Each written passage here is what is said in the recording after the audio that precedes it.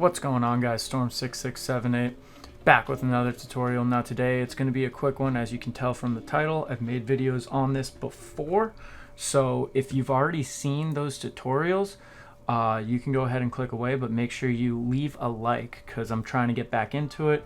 Thursdays I'm going to be posting tutorials and so on and so forth, and today's tutorial, as you can tell, is project and render settings. So real quick, I'm not really going to do much. If you want to see more in-depth on what each thing is, you can click on this video here. I should be putting it up on the screen. And this is going to be just a quick one going over the project settings and my current render settings for the videos that I produce today.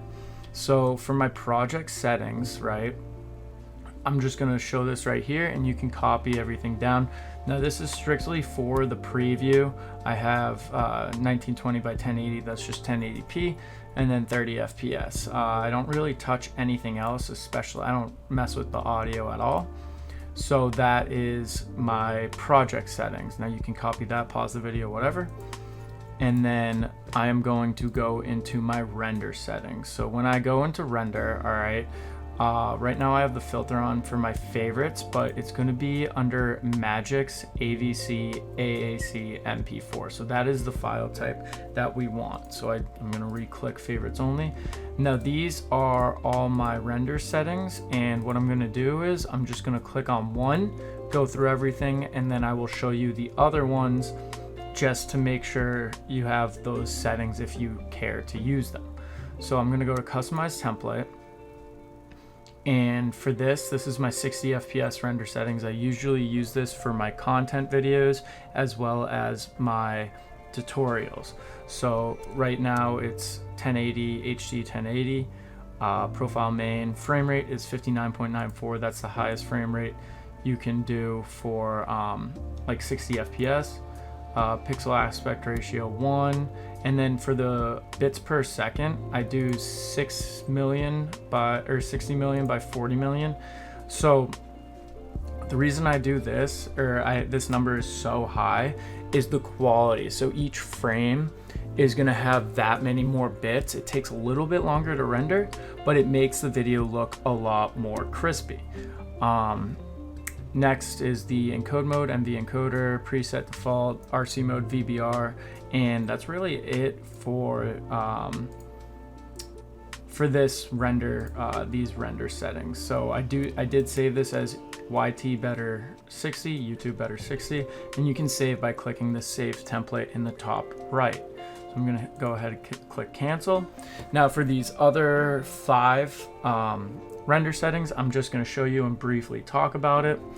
So for YouTube better 60 shorts, it's literally the same exact thing, except I flip the width and height so that it can be a shorts video on YouTube. So that makes it look like a you know, like an iPhone recorded it. So that's that. So this is my 30 FPS settings. It's not much has changed. I do have the bits per second lower on this, but the only real difference is the 29.97 NTSC. This can be used for gameplay if you're recording on an Xbox. I do recommend that if your frame rate is 60 or less, you render in 30 FPS so it doesn't look or skip frames, and it'll look smooth. Next is my YouTube Better 24. Now this is what I use to render all of my edits.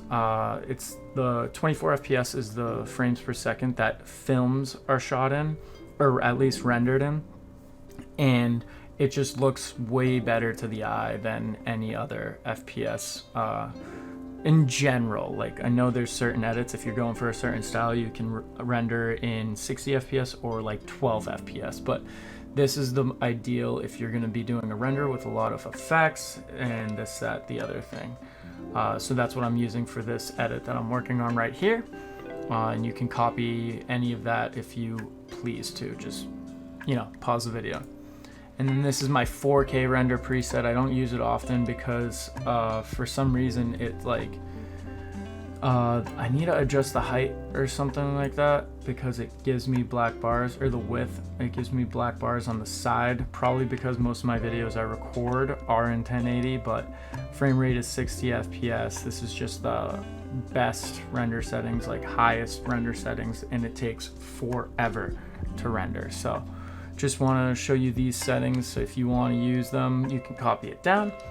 And then yeah, so one more thing before I end this tutorial is, if you want in Sony Vegas, if you want to render the whole project, you can just click the render button and then render with your settings. But if you only want like a certain part of it, this little yellow square in the top left, you can expand that and that'll render that only selected area. So that selected area is the only thing that's going to render out to your final video. Just another little tip there.